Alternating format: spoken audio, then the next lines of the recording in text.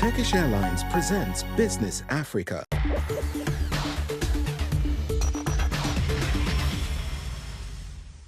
Hello and welcome to this edition of Business Africa. I'm India Yuka. Here's what's coming up this week. The 9th Sino-African Forum has concluded in Beijing. China, still Africa's leading trade partner, is reigniting discussions about the future of this cooperation. The deterioration of Maroua-Kousseri road is turning transport into a costly nightmare in Cameroon, with repercussions for Chad and Nigeria.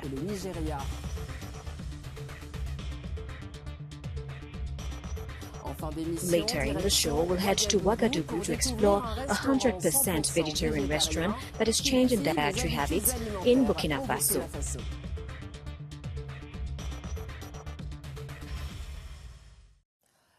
The Sino-African Summit reassessed China-Africa cooperation, focusing on green technologies, infrastructure, and the rise in the digital economy. The 9th China-Africa Forum this week marked a decisive turning point in relations between Beijing and the continent, offering African countries the opportunity to reinforce links with their main trading partner. Since its creation in 2000, FOCAC has been key to strengthening economic ties between China and Africa. Trade reached a record $282 billion in 2023. And the figures for 2024 continue to grow, with $166 billion recorded in the first 7 months of the year. China has remained Africa's main trading partner for 15 consecutive years, and Africa is an important part of President Xi Jinping's ambitious New Silk Roads initiative. But despite these impressive figures, Chinese commitments have sometimes been slow to materialize. During the previous summit in Dakar in 2021, China promised to buy $300 billion worth of African goods by 2024. Projects such as the East African Railway remain unfinished, raising concerns among African leaders who are now demanding clear guarantees. During the forum this week, China focused on its green technologies, such as electric vehicles and solar panels, in response to Western restrictions on its exports. Yet, for Africa, the challenge remains the same: to transform its relationship with China into commercial and industrial cooperation that is sustainable and mutually beneficial. We're joined by economic advisor Rugari Mukaganga, who has worked on a report dedicated to Sino-African cooperation, From Development Reimagined. How have Africa-China economic relations evolved recently? I would say the China-Africa relationship has stretched back as far back as maybe the 1950s, maybe 1960s. I think of China as probably one of the first kind of engagements or support, maybe even you could put it, that they engaged in with the continent was through a famous cross-country railway link in Zambia and Tanzania called Tazara, which is a project that's at the moment actually trying to be revived. I could say that China-Africa can be stretched back to as far back as 1950s, 1960s. There has been more engagement coming recently with the lockdowns in different countries, because for maybe 2-3 years, the bilateral ties had been cut off, unfortunately, due to COVID. So it's something that's been revived, and we've seen from our analysis that the trends have picked up again. If you're looking at high-level political visits, African presidents, heads of state, prime ministers going to or coming to China for engagements with their counterparts, and also on China's side. In the report on Africa-China cooperation post-COVID, there is a noticeable gap between Chinese investment in Africa in 2023 and the promises made in 2021. How do you explain this? There's a general underinvestment on the African continent. There's a paradox. If we're looking at overall returns on foreign direct investment globally, you get higher returns from African countries, yet the flows just aren't coming. They're flowing more to high-income countries. So I think 2022 or 2023 FDI volumes, the majority of them were in high-income countries, and maybe just 5% were coming to Africa. The reason maybe that influenced these trends is there's this perception that Africa is more expensive to invest in and that you just won't get as good returns, yet the data just doesn't support this. And this is why, for example, the African continent, the AU, through its various bodies and other partner organizations, are trying to set up an independent or an African credit rating agency to counter some of these biased views of high risk in Africa. So if you have another voice, an independent voice, a voice that's in the different countries that has a better understanding of the context, these kind of interventions, one hopes as well that it will translate to a change in risk perception and more investment coming into the continent. It's been a challenge for quite a long time for African countries, and this is the opportunity that we were pointing out in the report. What are the expectations for the summit?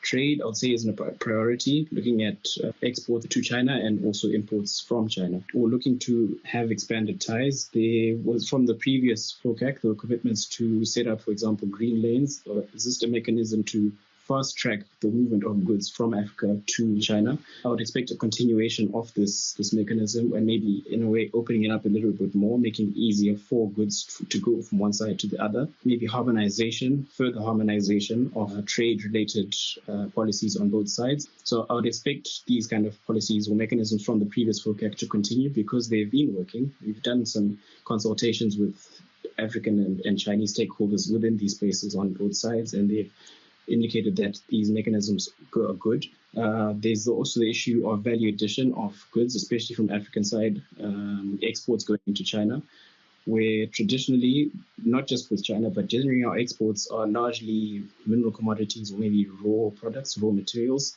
So in this light, I would expect further commitments to support the increase of value of goods produced in Africa going into China. Merci pour votre expertise. The Maroua-Kousseri road, vital to the extreme north of Cameroon, is in ruins after 10 years of deterioration. The cost in time and money is disastrous for the local economy. Impossible. This section of the National One Highway in Cameroon's far north, which links Cameroon, Nigeria and Chad, has deteriorated considerably in over 10 years. It costs between 8,000 to 20,000 CFA francs to journey along the less than 2 kilometers separating the cities of Maroua and Kousseri, a headache for truck drivers. Maroua-Kousseri was a 5-hour-long journey. You take between 2 to 3 weeks to travel along the road now. As you can see, it's impossible. We'll be stranded here for 3 to 4 days.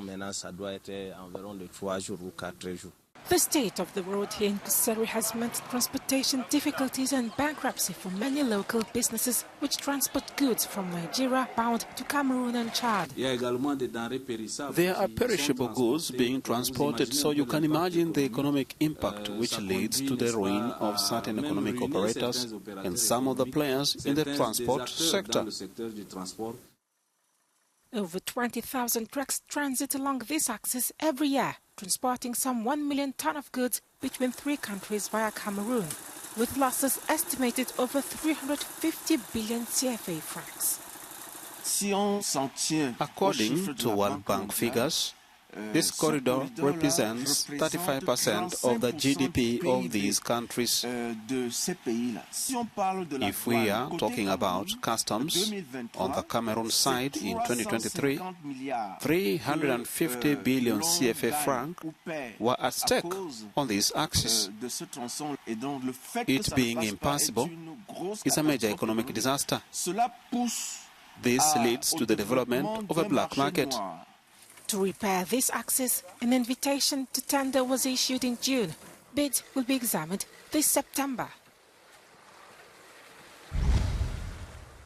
In Ouagadougou, K-Salad is bringing a breath of fresh air with its vegetarian creations. Let's discover how this restaurant is winning over the curious food lovers.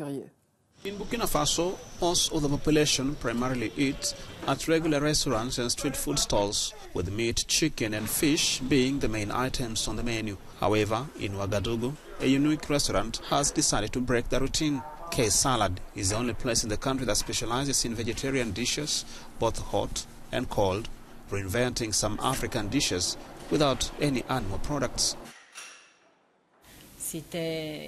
This type of dining was unusual. I didn't receive much support, but I thank God and the people of Ouagadougou who welcomed this project. Some visit us out of curiosity, and others come because they were waiting for a restaurant like this.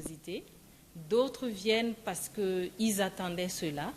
Since Bintu Traore launched the project, interest in vegan cuisine has been steadily growing in this country, where the average meat consumption is 12 kilograms per person, according to FAO. A long-time vegetarian for nearly 25 years, Ati Congo, who suffered from a nerve issue, recently discovered this restaurant.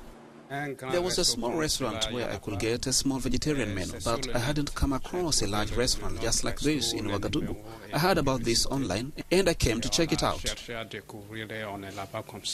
This IT, banking and finance specialist, who has a passion for vegan cuisine, serves an average of 100 dishes per week. However, for the founder, it's not the number of dishes that matters, but the adoption of healthy eating habits. She wants to see Burkinabe people in good health. That's why she intends to organize discussions between health professionals and customers at the restaurant on healthy eating topics. That concludes Business Africa. To revisit this episode, visit Africanews.com and our digital platforms. See you soon.